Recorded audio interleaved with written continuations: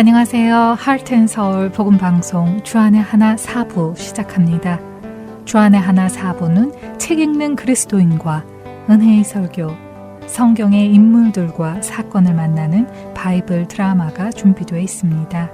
먼저 책 읽는 그리스도인으로 이어집니다.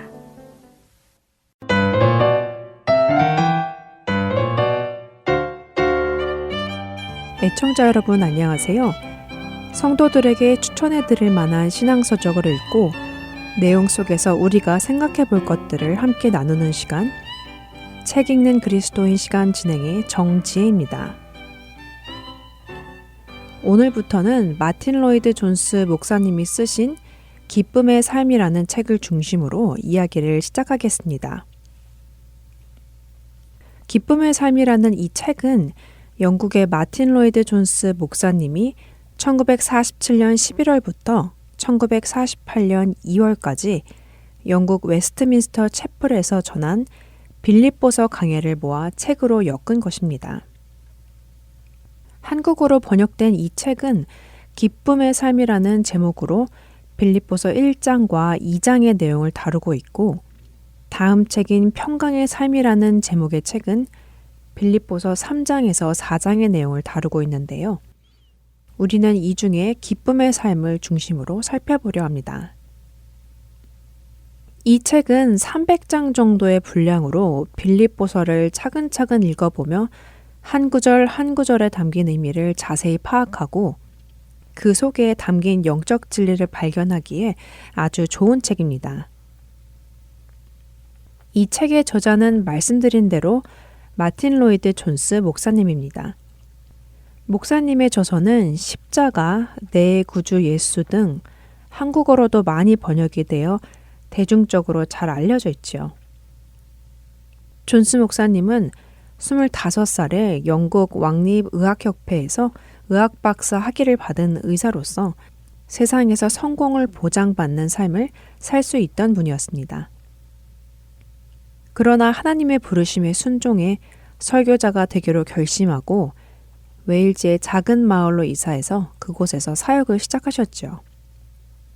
그 후 2차 세계대전 시작 전에 런던의 웨스트민스터 교회로 옮겨 목사로서의 사역을 시작하게 됩니다.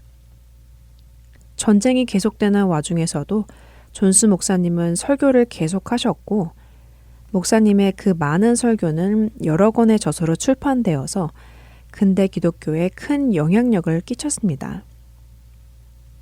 존스 목사님은 당대의 C.S. 루이스와 케임브리지 출신의 역사학자인 G.M. 트리벨리언에게 영향을 끼쳤고, 1981년 하나님의 품으로 돌아가기 전까지 현대의 많은 설교자들, 존 파이퍼, 존 메가더, 팀 켈러 등과 다른 그리스도인들에게 깊은 울림을 주는 설교를 남기셨습니다. 이런 이유로 존스 목사님은 20세기 최고의 설교자라는 평가를 받고 있습니다. 이 책이 쓰여진 시기에 대해 잠시 생각해 볼까요? 존스 목사님이 빌립보서를 강해하신 1947년에서 1948년은 우리가 알다시피 2차 세계대전이 막 끝난 시기입니다. 전쟁이 끝나고 황폐화된 영국에서 하나님이 주시는 말씀은 무엇이었을까요? 더군다나 존스 목사님이 심우하던 웨스트민스터 채플은 전쟁 동안 폭격을 받아 부서지기도 했습니다. 역사상 가장 끔찍한 전쟁이 끝난 지 2년 만에 존스 목사님이 빌립보서를 설교하신 이유는 무엇이었을까요? 참혹한 세계대전을 경험하고 희망을 잃어버리고 낙담과 혼란에 빠져 있던 영국인들에게 존스 목사님은 사도 바울이 강조한 기쁨을 전하고 싶으셨던 것은 아닐까 합니다. 빌립보서 1장 18절은 이로써 나는 기뻐하고 또한 기뻐하리라 라고 하십니다. 우리 마음속에 기쁨과 평안을 구하는 비결은 자기 삶 속에 그리스도를 모심으로써 가능하다는 것입니다. 그리스도 안에 있는 기쁨이란 무엇일까요? 존스 목사님은 큰 시련 속에서도 그리스도 안에서 기뻐하며 주변 사람에게 복음을 전했던 바울의 모습을 빌립보서를 통해 그리고 있습니다. 그 진리가 전쟁 후 영국에서도 그리고 오늘날의 우리 삶에서도 생생히 전달된다는 것이 이 책의 핵심이지요. 오늘 우리의 상황은 어떤가요? 미국뿐 아니라 많은 나라에서 정치의 양극화, 정당의 양극화 문제가 지난 50년 동안 점점 심각해졌습니다. 상대방과 다른 그룹의 이념과 정책을 극도로 반대하고 우리가 아니면 무조건 적으로 간주하는 성향이 점점 더 심해졌고 또 심해져 가고 있습니다. 한국에서도 이와 같은 현상은 점점 더 심각해져 갑니다. 정치적 이념적 차이 때문에 상대편에 대한 혐오를 마구 쏟아내고 타협을 하기가 점점 더 어려워집니다. 이런 상황에서 우리는 왜 빌립보서에 있는 바울의 모습을 떠올려야 할까요? 존스 목사님은 빌립보서는 개인적인 동기에서도 썼지만 만인에게 적용되는 이야기가 있다. 사도가 오래전 빌립보 교회에 했던 말이 현재 우리에게도 아주 긴급하고 절실한 메시지가 된다라고 하시며 바울의 시대와 우리 시대를 연결지어 주십니다. 우리 시대에 갈등이 일어나는 이유는 정치적이고 때로는 경제적인 이유인 것 같기도 하지만 사실은 하나님과의 관계부터 바로잡아야 한다고 존스 목사님은 강조하고 계시지요. 또한 타인과의 갈등은 대부분 내면의 갈등에서 비롯된다고 하시고 자신과 불화하는 사람은 남들과도 불화하게 마련이라고 하시지요. 자신의 내면과 중심의 삶이 편치 않으면 불안한 사람은 쉽게 성을 내게 되기 때문이라고 하십니다. 여기에서 벗어나는 비결은 바로 내면에서부터 하나님과 관계를 바로잡는 것이라고 하십니다. 그렇게 되면 나머지는 저절로 해결된다고 하시지요. 빌립보서에 나오는 그리스도 안의 승리라는 주제를 가능한 한 모든 관점에서 살펴보는 일이 중요한 이유가 여기 있고 우리가 주님 안에서 승리하고 모든 환경을 극복하고 넘어설 수 있는 비결을 배우는 것이 중요하다고 강조하십니다. 그래야만 평안과 기쁨을 누릴 수 있다고 하시지요. 빌립보 교회에도 어느 정도 불화가 있었습니다. 빌립보 공동체에서 각자 이기심에 빠져 다른 일이나 남들을 돌보지 않은 것 때문에 불화가 있었습니다. 이 불화를 치유하는 방법 역시 각 사람이 하나님과의 관계를 먼저 바로잡아야 하는 것이지요. 우리 한 사람 한 사람 안에 역사하시는 예수 그리스도의 복음의 능력이야말로 나 자신 그리고 내가 속한 집단과 사회를 조화로운 상태로 만들 수 있는 것입니다. 현재의 우리는 혼란한 시대에 살고 있지만 그럼에도 불구하고 이 속에서 우리는 그리스도 안에서 승리를 누리고 기뻐하고 또 기뻐할 수 있습니다. 결국 빌립보서의 기쁨의 의미는 무엇일까요? 이것은 바울이 죄수가 된 자신의 환경을 극복했던 것처럼 예수 그리스도 복음의 능력이 우리에게 뚜렷이 나타나는 것입니다. 이를 통해 나와 우리 주변의 어려움을 이겨내고 승리하면 빌립보서 3장의 시작처럼 주 안에서 기뻐하고 4장에서 다시 한번 주 안에서 항상 기뻐하라 다시 말하노니 기뻐하라 라는 결과가 자연스럽게 나오는 것입니다. 우리의 삶은 어찌 보면 긴장의 연속 상태라고 볼 수도 있습니다. 세상의 염려, 남들과의 갈등 또는 내가 어찌해 볼 수도 없는 상황의 어려움의 연속이고 이 긴장을 덜어줄 진정한 육신의 친구는 없습니다. 그런데 바울은 이런 상황에서도 승리를 누리고 기뻐하고 있습니다. 이 기쁨의 비결은 어떠한 상황 속에서도 우리를 승리하게 하시는 하나님과의 관계를 누리는 것입니다. 주님 속에 침잠하여 말할 수 없는 기쁨으로 즐거워하며 주변을 빛나게 하는 그리스도인이 되기를 바랍니다. 책 읽는 그리스도인 마칩니다.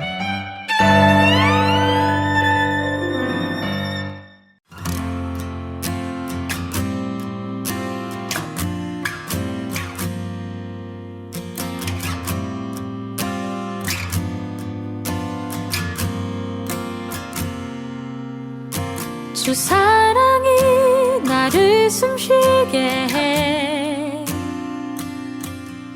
세상 그 어떤 어려움 속에도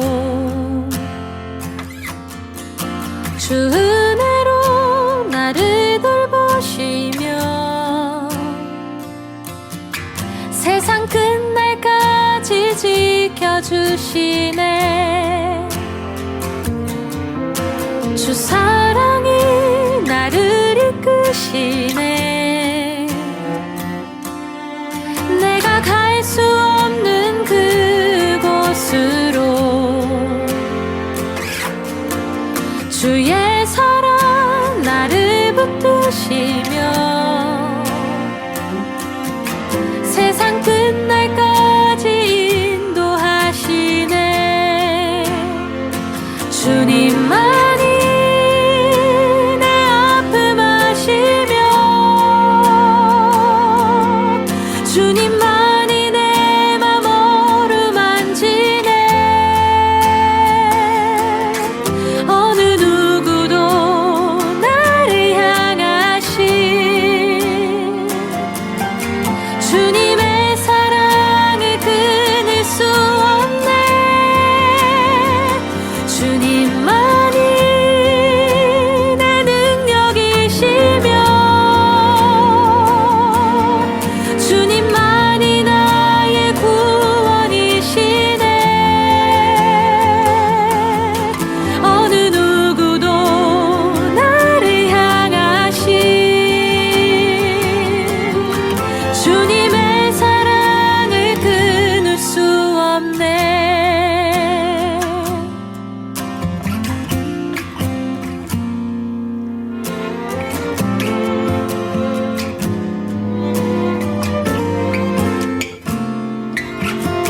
주 사랑이 나를 이끄시네. 내가 갈 수 없는 그곳으로 주의 사랑 나를 붙드시며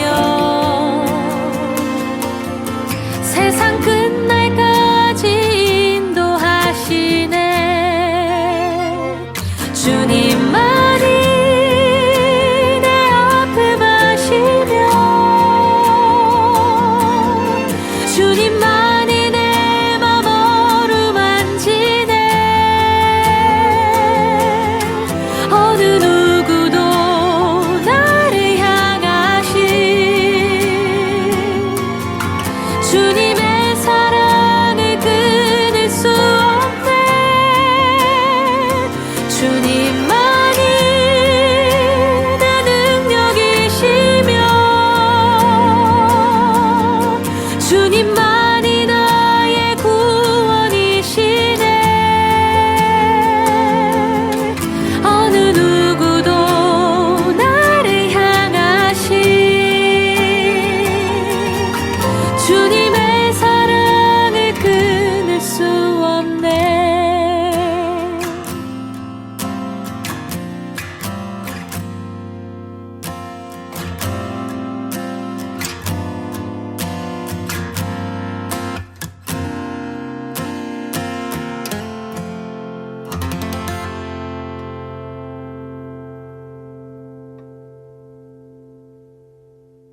은혜의 설교로 이어집니다.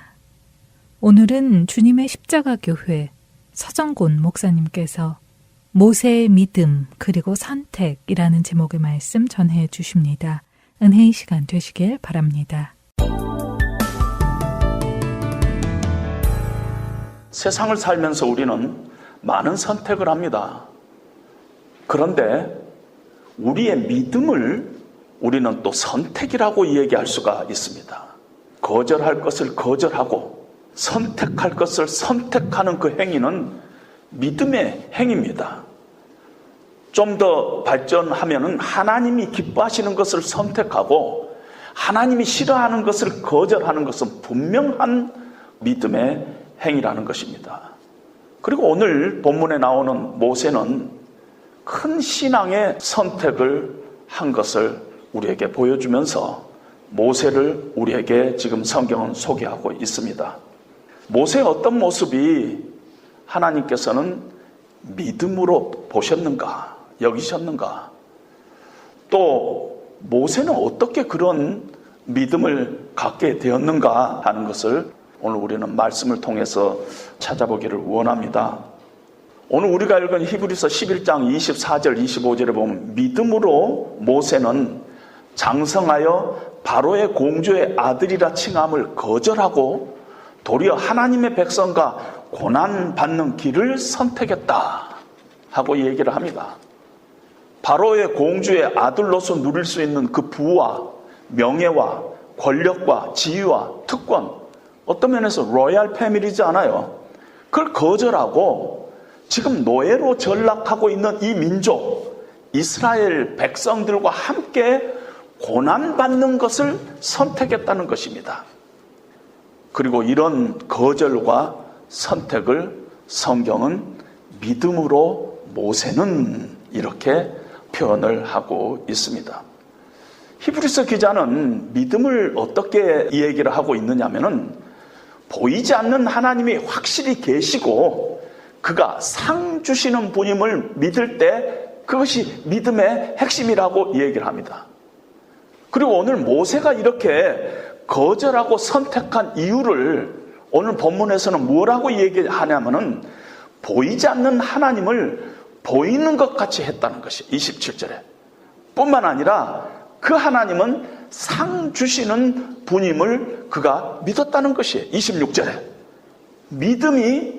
그런 믿음이 모세로 하여금 이런 거절과 선택을 하게 했다는 것입니다. 다시 한번 짚고 넘어갈 점이 있는데요. 보이지 않는 하나님이 확실히 계시다는 것은 우리로부터 촉발되는 것이 아니에요. 우리는 보이지 않는 하나님이 계시다는 것을 우리의 의지나 우리의 노력이나 우리의 어떤 증거로 그렇게 고백할 수가 없습니다.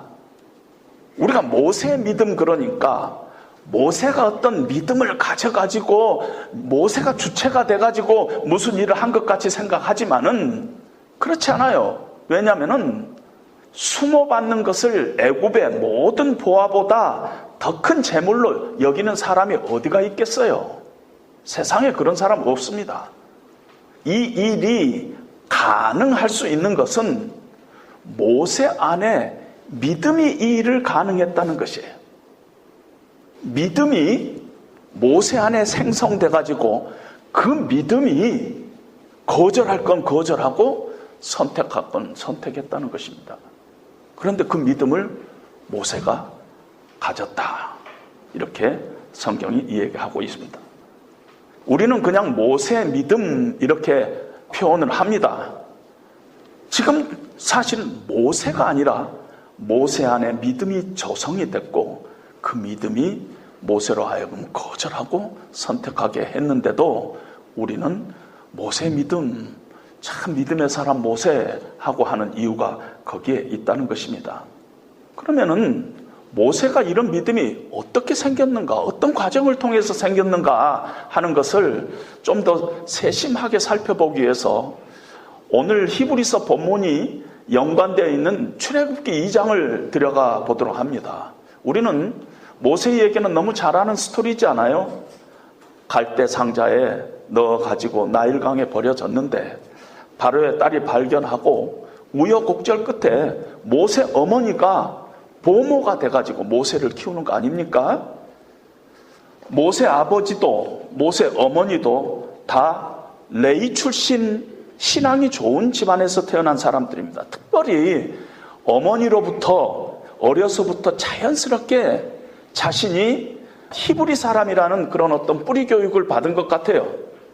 뿐만 아니라 이스라엘 백성들이 하나님의 언약 백성이고 하나님의 어떤 분이신가, 이분이 유일하신 참 하나님이라는 것을 어렸을 때부터 교육을 받았을 것 같아요. 왜냐하면 여러분, 우리 유대인들이 신앙교육을 어떻게 철저하게 하는가 우리가 알고 있잖아요.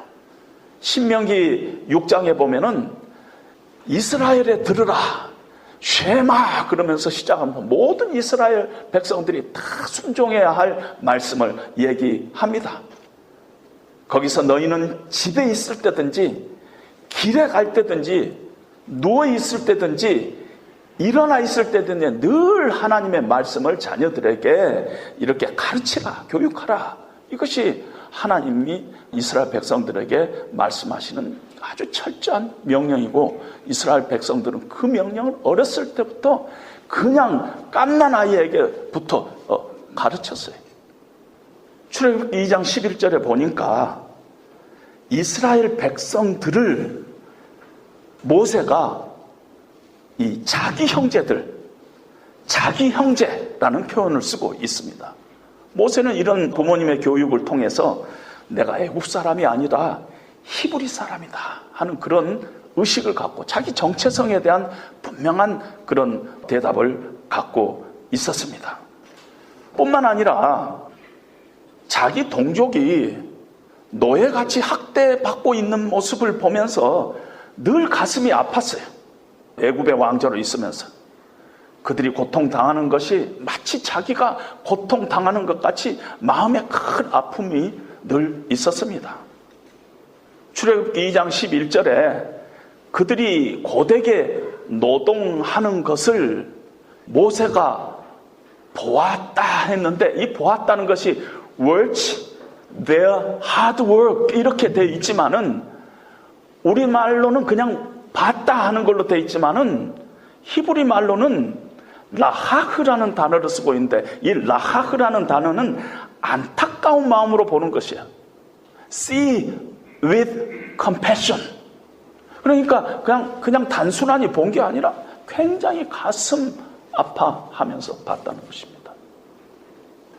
창세기 21장 16절에 보면은 아브라함의 첩 하갈이 쫓겨나서 광야에서 물이 떨어졌어요. 아이가 막 울면서 참 배고파 이대로 놨다가는 죽을 것 같아서 차마 배고파서 아이가 죽는 모습을 보지 못하고 이 덤불 아래 놓고 멀리서 바라보면서 엄마로서 소리내서 하갈이 울고 있는데, 그때 차마 내가 눈을 뜨고 보지 못하겠다 하는 이 단어도 라하그라는 단어를 쓰고 있어요. 그러니까 이 단순하니 그 백성을 바라본 것이 아니라 굉장한 아픔, 이들의 아픔이 내 아픔이다 하는 그런 마음을 가지고 이스라엘 백성들을 바라봤습니다. 사도행전 7장에 보면 스데반이 설교하는 중에 이스라엘 역사를 언급을 하는데요, 모세가 그때 그 형제 이스라엘 자손들을 돌볼 생각을 했었다 하고 표현을 하고 있습니다. 이제부터는 내가 내 동족을 위해서 살겠다, 더 이상 내 피를 속일 수가 없다 하는 그런 결심을 모세가 했다는 것입니다. 그래서 모세가 자기 형제들에게 나갔어요. 근데 이 나갔다는 단어도 야차라는 단어를 쓰고 있는데, 그냥 몸이 나간 것이 아니에요. 우리 물리적으로 내 몸이 나갔다 그런 뜻이 아니라 정말 특별한 의미와 특별한 목적을 가지고 이제까지 머물러 있던 곳에서부터 나오는 것이 야차라는 단어가 갖고 있는 뜻입니다. 마음에 어떤 결심을 하고 결단을 하고 나가는 것이에요. 그리고 모세의 이런 결단은요, 금방 순간적으로 생긴 게 아닙니다. 그동안 꽤 오랫동안 고민하고 생각하다가 드디어 행동으로 옮긴 것입니다. 어떻게 그렇게 말씀하실 수 있어요, 목사님? 하지만은 히브리서 10장 25절에 보면은 하나님의 백성과 함께 고난받는 일, 하나님의 나라를 위해서 받은 수모를 애굽의 모든 보화보다 더 큰 재물로 여겼다 하는데, 이 여겼다는 단어가 영어로는 그냥 consider 하고 이 얘기를 하는데, 히브리 말로 그 헤게오마이라는 단어를 쓰고 있어요. 헤게오마이에서 영어 단어 헤게모니가 나와요. 아마 영어 발음은 헤지모니 이렇게 해야 되나요? 헤게모니가 나와요. 헤게모니는 뭐예요? 두 사람이 싸움에서 높은 고지를 점령하기 위해서 둘이 다투는 거지 않아요. 헤게모니 한 거예요. 스트러글 하는 것이. 싸움을 하는 것이, 지금 모세가 이걸 거절하고 이걸 선택하는 데는 믿음의 헤게모니가 있었다는 것이, 믿음의 스트러글이 있었다는 것이, 믿음의 깊은 갈등이 있었다는 것이, 쉽지 않았다는 것이, 생각은 오랫동안 했지만은 행동으로 옮기는 것은 꽤 오랜 시간 걸렸다는 것이, 하나님의 백성으로서 받는 수모를 애굽의 보화보다도 그걸 더 선택했다는 이 믿음의 순종, 꽤 힘든 싸움이었다 하는 것을 우리에게 지금 보여주고 있습니다. 어머니로부터 하나님의 말씀을 교육받고 여호와 하나님이 어떤 분이라는 것을 알게 됐고, 하나님이 무엇을 기뻐한가, 하나님이 무엇을 싫어한가 하는 것들을 늘 교육받으면서 마음속에 믿음이 형성이 됐어요. 그리고 그 믿음이 그 마음속에 확신을 주게 되고, 그래서 그 확신과 함께 나가서 결단이라는 그런 과정을 모세가 겪게 된 것이라는 것입니다. 예수 믿는 사람은 인생을 살다 보면은 이런 믿음의 결단의 시간들이 대부분 있습니다. 특별히 예수님을 영접할 때 사람마다 좀 다르기는 하지만은 아주 격렬한 어떤 존재적인 가치관의 변화가 일어납니다. 예수님 그 영접하고 나서 정말 온 세상 만물 다 가져도 주 예수 그 은혜보다는 못하다 하는 이 찬송가가 진짜로 나에게 그런 그 고백으로 막 들리는 것이, 예수 믿고 나면은 가장 좋아하는 성경 구절하면 많은 사람들이 갈라디아서 2장 20절을 꽂습니다. 내가 그리스도와 함께 십자가에 못 박혔나니 그런즉 이제는 내가 산 것이 아니요 내 안에 그리스도께서 사신 것이라. 이제 내가 사는 것은, 이러면서 그 말씀 늘 묵상하고 말씀으로 작곡된 찬송 부르고 눈물을 흘리고 이 말씀 암송하고. 그런데요, 매일매일 삶 가운데서 우리가 이 고백대로 살지 못해요. 내가 그리스도와 함께 십자가에 못 박고 살고 있지 않다는 것이 매일매일. 가끔 한 번씩 십자가에 올라가고, 대부분의 경우는 십자가에서 내려와서 여기 끼우 저기 끼우 하는 것이 우리들의 아주 실제적인 모습이라는 거예요. 우리들의 현실이에요. 예수 믿고 천국에 대한 소망을 갖게 됐죠. 내가 죽으면은 예수 앞에 선다 하는 그런 확신이 있죠. 그런데 날마다 이 소망을 붙잡고 살아가고 있지는 않다는 것입니다. 예수님이 이제부터는 내 인생의 주인이라고 고백하고 예수님을 영접한 그런 뜨거움과 달리 매일매일 순간, 오늘도 나의 구체적인 삶의 현장 속에서 계속적으로 예수님이 내 삶의 주인임을 고백하면서 하나님의 뜻에 순종하면서 사는 것하고는 또 다른 얘기를 하는 그 갭이 있다는 것입니다. 그것이 정직한 우리들의 모습인 것입니다. 그러면 왜 이런 갭이 생기느냐? 왜 이렇게 막 엄청난 헌신이 있고 엄청난 선택이 있고, 그러나 실제 현장에서 시간이 흐를수록 늘 하나님이 계신가 안 계신가 의심할 정도로 그런 신앙으로 떨어지냐면은, 우리가 신앙적으로 잘 준비가 안 돼 있기 때문에 그래요. 예수를 믿고 나서 그 다음에 하나님을 깊이 알아가는 그런 과정, 제자로서의 삶을 살아가는 그런 과정을 하나님의 말씀을 통해서, 또 하나님을 깊게 체험하는 것을 통해서 알아가야 되는데, 그런 알아가는 과정이 없이, 말씀의 훈련이 없이 그냥 그 상태로만 있으면은 반드시 우리의 고백과 우리의 실제적인 우리 삶 사이에 괴리가 생긴다는 것입니다. 제가 전에 섬기던 교회에서는 선교사님들을 많이 후원을 했어요. 어느 때는 한 30, 40명도 후원을 했어요. 그러면은 선교사님들을 제가 자주 만나볼 기회가 있고 제가 선교지에 가서 그분들의 사역을 직접 보기도 하고 또 격려도 하고 그런 때가 많이 있었습니다. 선교사들 보면은 오지에 가서 목숨을 걸고 헌신하는 사람들이 있어요. 평생을 오지에 가서 알아주지 않는데 거기 가서 헌신하는 사람들이 있어요. 그런데 놀랍게도 지극히 작은 일에 뻥뻥 넘어지는 것을 자주 본다는 것입니다. 엄청난 헌신 바로 옆에 작은 욕심, 작은 일에 뻥뻥 넘어지는 것을 보고 제가 얼마나 놀랐는지 모릅니다. 모세도요, 애굽의 부와 특권을 거절하고 하나님의 백성들과 고난받는 길을 선택하는 위대한 믿음의 선택을 했어요. 그런데도 우리에게 성경은 어떤 것을 이렇게 짐작해 하느냐면은 출애굽기 2장 11절로부터 15절 사이에 동사가 16번 나오는데 그 중에 14번의 주어가 모세예요. 내가 했다는 것입니다.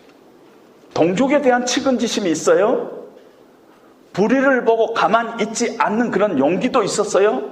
그런데 그 일을 내 힘에 의지했고 내 의지에 의지했고 하나님의 뜻은 어디에 있는가 고민하는 흔적이 전혀 없다는 것이 모세의 얘기인 것입니다. 이런 모세를 하나님께서 불러서 연단을 시킵니다. 광야 학교라는 데로 하나님께서 모세를 불러서 그 학교에 등록하게 하고 훈련을 시킵니다.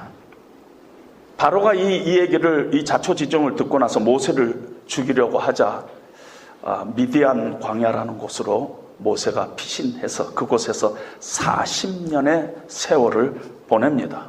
그 40년의 세월은 아픔의 시간이었고 고통의 시간이었고 외로움의 시간이었고 나그네의 시간이었고 자기의 꿈을 접는 시간이었고 아무것도 아닌 나로 살아가는 그런 시간이었습니다. 그래서 첫 아들이 태어났을 때 그 아들의 이름을 게르솜이라고 지었는데 게르솜이란 뜻이 내가 이방 땅에서 나그네가 되었다. 내 처지를 한탄하면서 아들의 이름을 게르솜이라고 지은 것입니다. 모세 입장에서 보면은 너무나 힘들고 고통스럽고 참 실패의 시간이겠죠. 그런데 그 시간 동안 하나님께서는 모세를 연단하는 시간으로 만들어 사용하고 있습니다. 모세를 하나님의 쓰임받는 종으로 만들기 위한 그 시간으로 하나님께서 사용하고 있어요. 그 시간은 아브라함의 하나님, 이삭의 하나님, 야곱의 하나님을 뛰어넘어서 모세 하나님, 나의 하나님으로 고백하는 그런 시간으로 하나님께서는 연단해 가는 것입니다. 그래서 모세 둘째 아들 이름을 모세가 지었는데 엘리에셀이라고 지었어요. 엘리에셀은 하나님이 나의 도움이다. 내가 의지할 분은 오직 하나님 한 분이다. 이런 뜻이에요. 그 시간 동안 하나님께서 모세를 연단했어요. 하나님의 역사에 하나님과 동역할 위대한 인물로 하나님께서는 지금 훈련시키고 있었다는 것입니다. 인생을 살다 보면은 모세처럼 우리가 광야에 떨어질 때가 있어요. 어둠의 시간, 실패 시간, 외로운 시간, 내 꿈을 접어야 하는 그런 시간을 겪게 되는데 그때 우리 마음속에 늘 떠오르는 생각이 정말 하나님 어디 계시는가? 하나님은 내 고통 아시는가? 그 의심이 우리를 더 좌절하게 만들고 그런 확신 없음이 우리를 더 낙심하게 만듭니다. 여러분, 근데 지금 출애굽기는 저자가 누구예요? 모세예요. 모세가 미디안에서 40년 동안 지내면서 하나님을 깊이 체험을 했어요. 그리고 하나님에 대해서 오늘 우리에게 출애굽기에서 이 얘기를 합니다. 당시에 이스라엘의 상태가 어떤 상태였느냐면은 4가지 동사를 씁니다. 탄식하며 부르짖으며 부르짖고 고통의 소리를 냈다. 이스라엘 백성들이. 지금 이스라엘 백성들이 4가지 소리를 내고 있어요. 그런데 하나님은 어떤 분이신가 하는 이 얘기를 하면서 하나님은 이스라엘 백성들의 고통의 소리를 들으시고 언약을 기억하시고 그들을 돌보시고 그들을 기억했다 하고 4단어로 다시 얘기를 하고 있습니다. 그런데 여기서 우리가 오해하기 쉬운 게 뭐냐면 하나님이 고통의 소리를 들었다 하니까 그냥 하나님이 우리가 생각하는 것처럼 고통의 소리를 들었다 하는 걸로 생각하기 쉬운데, 하나님이 고통의 소리를 들었다 하는 것은 들은 것에 대한 반응을 포함하고 있어요. 하나님께서 들으시고 반응하셨다는 것이. 우리도 이렇게 얘기하잖아요. 제발 내 말 좀 들으라. 제발 내 말 좀 들으라. 그러면은 만약에 어떤 사람이 어머니가 아들에게 제발 내 말 좀 들으라. 그러면은 들었는데요? 그건 정답이 아니죠. 그 말 속에는 내 말 듣고 좀 행동하라. 그 말이지 않아요? 네가 변화되어야 되지 않느냐. 그 말까지 포함되어 있습니다. 하나님께서 그 말을 들었다 하는 것은 듣고 하나님께서 반응까지 하셨다는 것이, 이전의 약속들을, 언약들을 기억하고, 그것도 내가 기억했다 하는 것이 아니라 기억의 근거에서 행동하다는 뜻이에요. 기억의 근거에서. 여러분 시편 기자들이요, 하나님 저를 기억하여 주소서 하고 기도하죠. 그건 하나님 보고 과거를 회상하라는 뜻이 아니라 이전에 하나님께서 약속하신 말씀을 기억하시고 행하소서 하는 그런 호소가 이 안에 같이 들어있습니다. 하나님이 돌보셨다. 사실은 돌보셨다는 것은 우리 성경이 의역을 하는 것이고 원래는 하나님이 보셨다는 것이에요. 그리고 이 단어하고 똑같은 단어가 어디에 쓰였냐면은 여호와 이레에서 하나님께서 친히 준비하셨다 하는데도 똑같은 단어를 쓰고 있어요. 무슨 말씀이냐면은 하나님께서 보셨다 하는 것은 그냥 구경꾼으로 봤다는 것이 아니라 하나님께서 보시고 살피시고 돌보시고 하나님께서 미리 준비하셨다, 이런 뜻이라는 것입니다. 그리고 마지막 4번째로 하나님께서 이스라엘 백성들을 기억하셨다 하는 이 기억하셨다는 단어도 그냥 기억이 아니라 여기에서 무슨 단어를 쓰고 있느냐면 야다라는 단어를 쓰고 있어요. 아주 깊은 부부 사이의 체험, 이것을 야다라고 성경에서는 이야기하고 있는데 이 기억하셨다는 단어가 야다를 쓰고 있어요. 하나님께서 아셨다는 것이에요. 아주 체험적으로 알았다는 것이에요. 뭘? 이들의 고통을 하나님이 보시고 친히 하나님께서 함께 당하고 계셨다는 것이에요. 삼자의 입장으로 그냥 기억하고 보고가 아니라 친히 하나님께서 그 고통 속으로 뛰어들어가지고 그 고통과 함께 하셨다 하는 뜻이 바로 기억하다 하는 단어가 갖고 있는 뜻입니다. 여러분 히브리 말에는 주어가 한 번 나오고 주어의 행동이 한 몇 가지가 나오면은 주어 하나만 쓰고 그 다음에는 동사만 써요. 왜냐하면은 동사가 발달되어 있어가지고 동사만 보면은 주어를 다 짐작할 수 있기 때문에 하나님이 뭐 했다 이렇게 동사를 나열하면 돼요. 그러는데 오늘 우리가 출애굽기 2장 24절 25절에 보면은 한번 제가 다시 한번 읽어보겠습니다. 하나님이 그들의 고통의 소리를 들으시고 하나님이 아브라함과 이삭과 야곱에게 세운 그의 언약을 기억하사 하나님이 이스라엘 자손을 돌보셨고 하나님이 그들을 기억하셨더라. 다른 누구가 아니라 하나님께서 들으시고 하나님께서 기억하시고 하나님께서 돌보시고 하나님 자신이 친히 이 고통 가운데 함께 하셨다 하는 것을 모세는 그의 삶 가운데서 그 하나님을 체험하고 나서 오늘 출애굽기에다가 자기가 체험했던 그 하나님을 고백하고 있는 것입니다. 우리에게는 그 증거가 있어요. 하나님이 인간으로 이 땅에 오셨어요. 그리고 그 이름을 임마누엘이라고 했습니다. 이사야에서 보면 그는 실로 우리가 받아야 할 고통을 대신 받고 우리가 받아야 할 슬픔을 대신했다는, 친히 우리의 모든 고통과 슬픔을 체험했다는 것입니다. 모세는 그런 하나님을 광야에서 체험했습니다. 우리가 크리스찬이라 얘기할 때 크리스찬이 갖고 있는 아주 독특한 것이 있어요.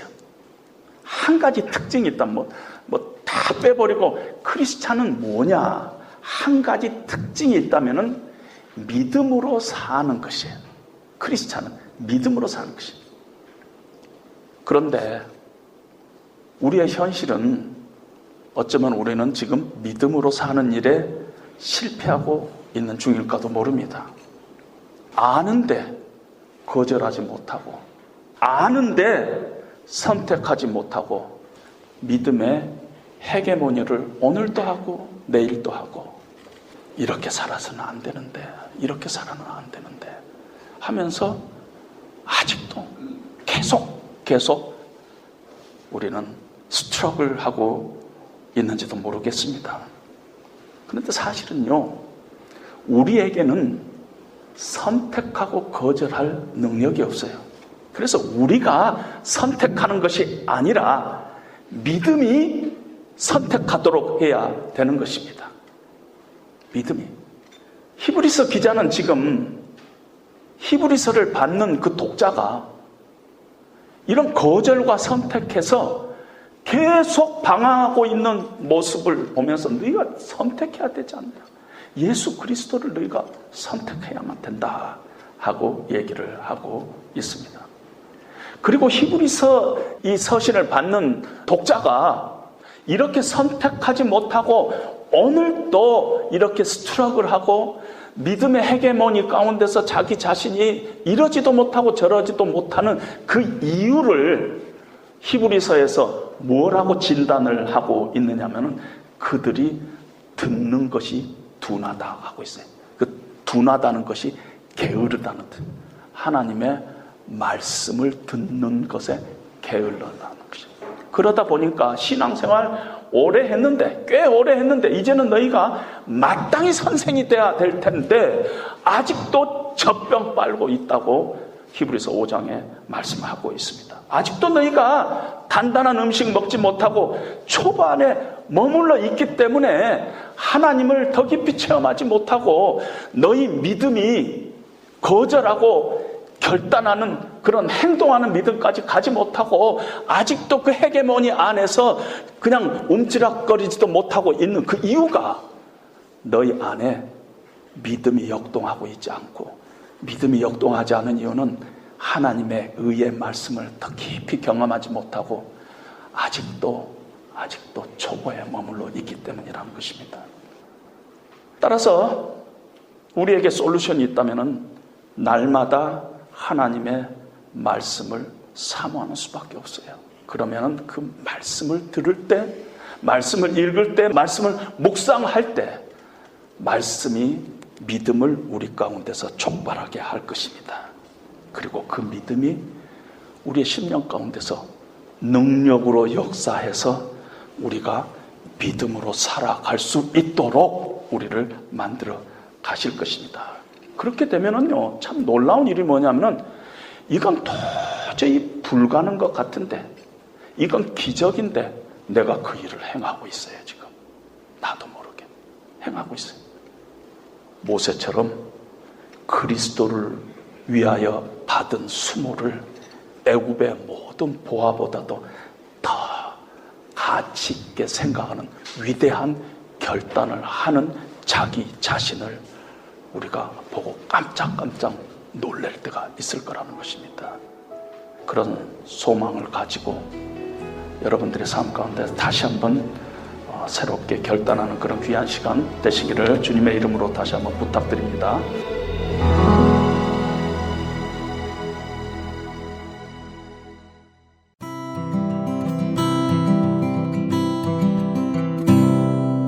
주의 말씀은 내 발의 등이요 내 길에 빛이시라. 주의 말씀은 내 발의 등이요 내 길에 빛이시라. 이 젊은 자의 몸을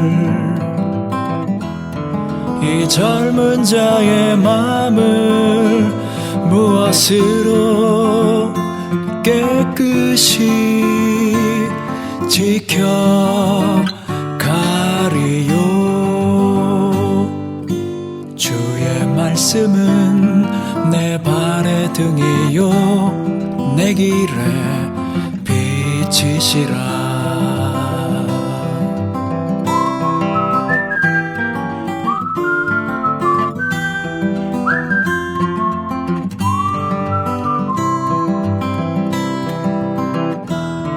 이 젊은 자의 몸을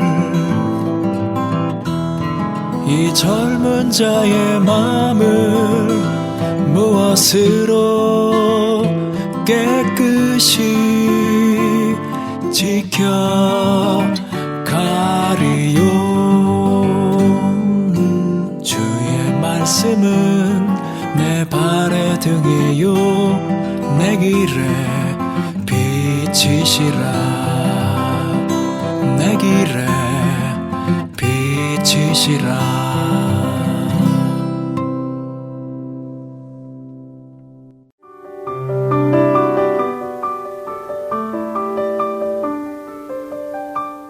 방송을 청취하실 수 있는 방법에 대해 안내해 드리겠습니다. CD로 방송을 듣고 계신 분들이 많으신데요.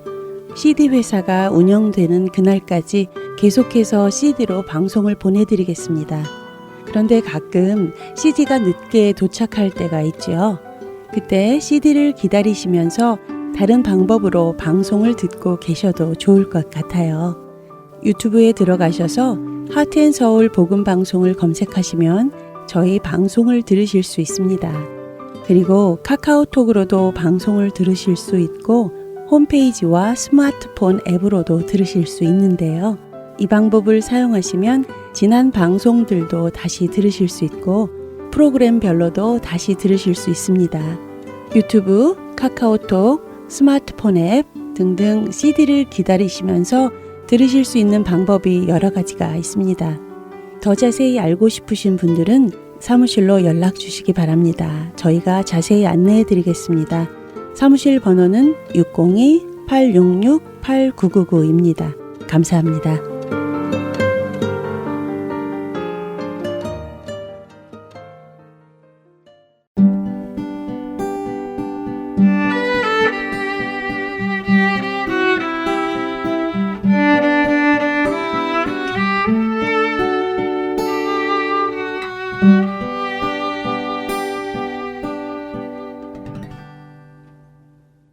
성경 속의 인물들과 사건을 만나는 바이블 드라마로 이어집니다.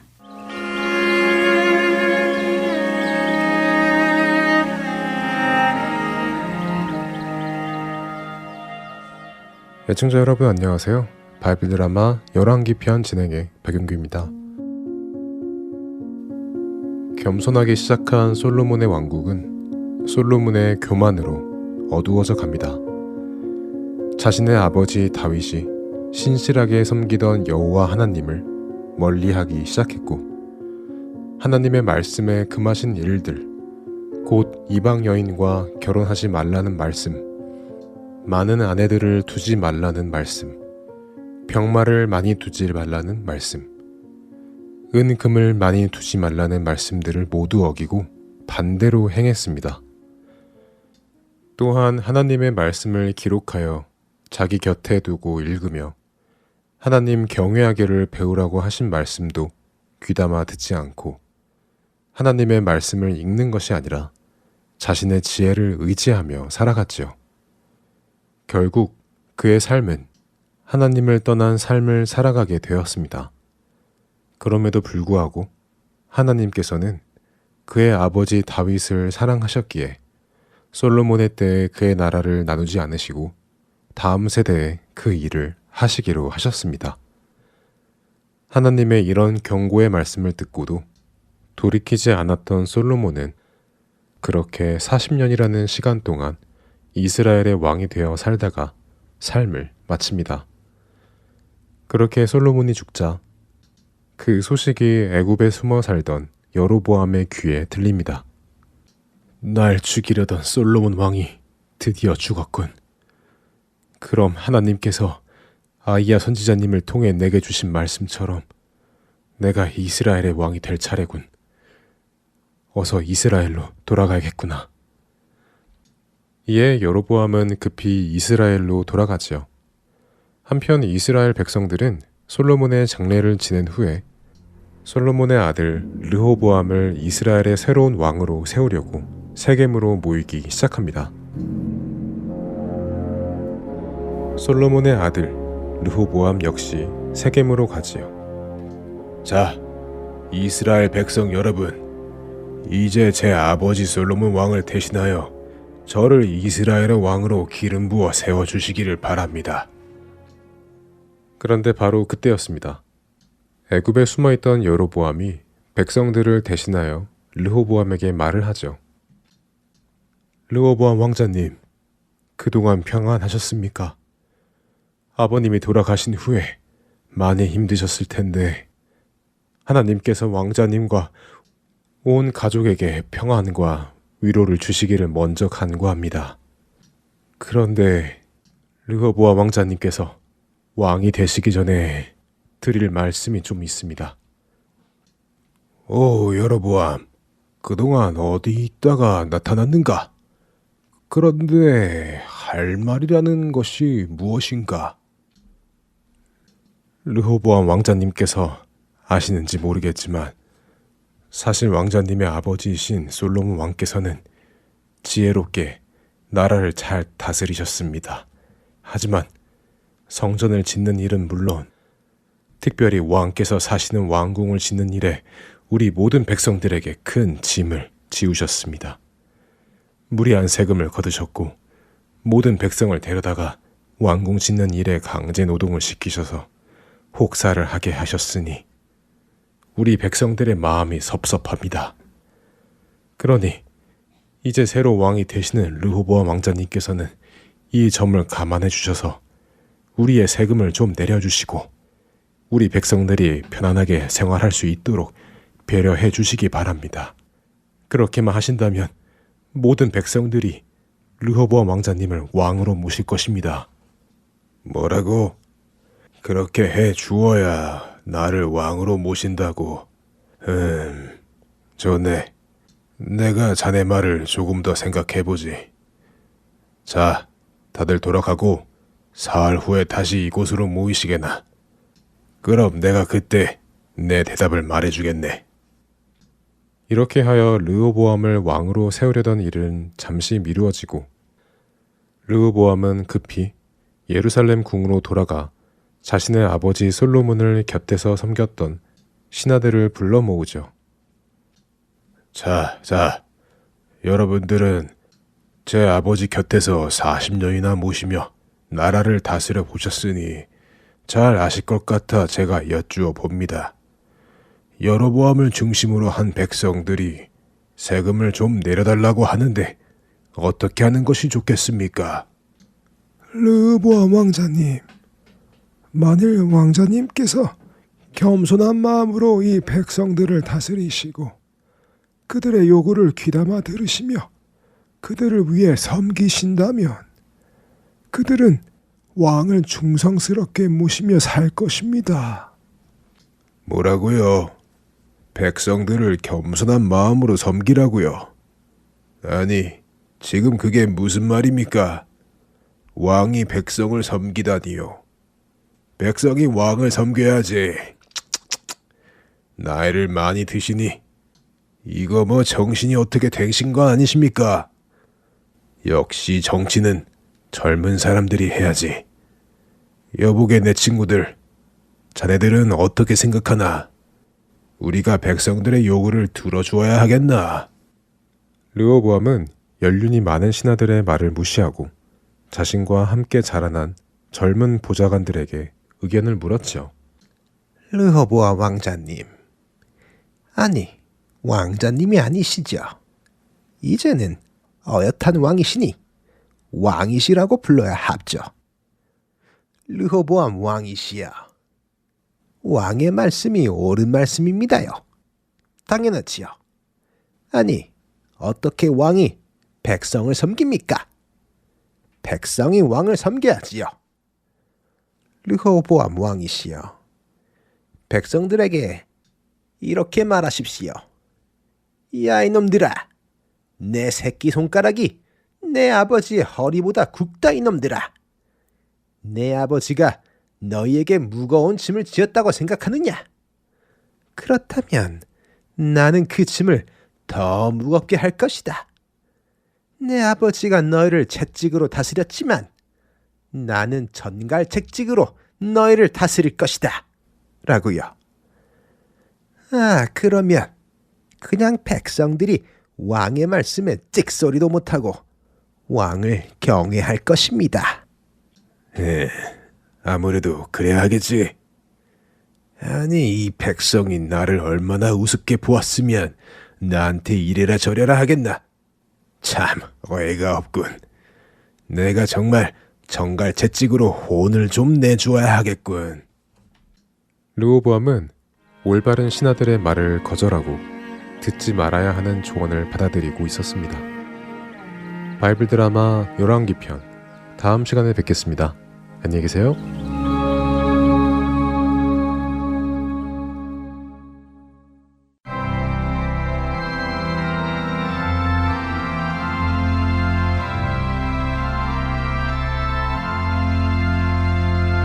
주님의 귀한 말씀은 내 발의 빛이요 목마른 사막길에서 샘물과 같도다. 굶주린 나의 영혼을 만나로 먹이고 내 갈 길 밝게 비추니 그 말씀 귀하다.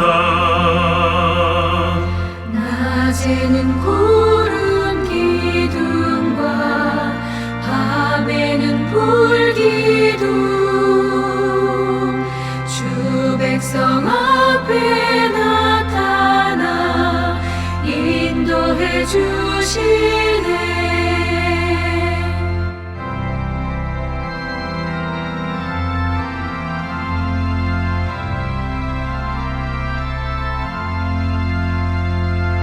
하늘의 깊은 지혜를 깨닫게 하시고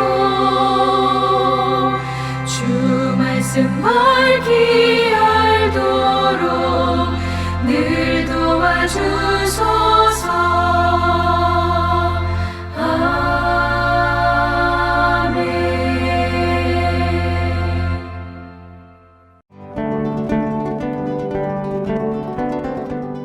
주안의 하나 4부 준비된 순서는 여기까지입니다.